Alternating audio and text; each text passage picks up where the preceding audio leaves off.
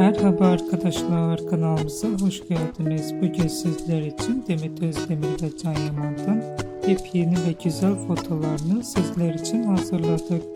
Can Yaman Gönül İşleri, İnadına Aşk ve birçok dizilerde rol almış ve herkes tarafından çok beğenilmişti.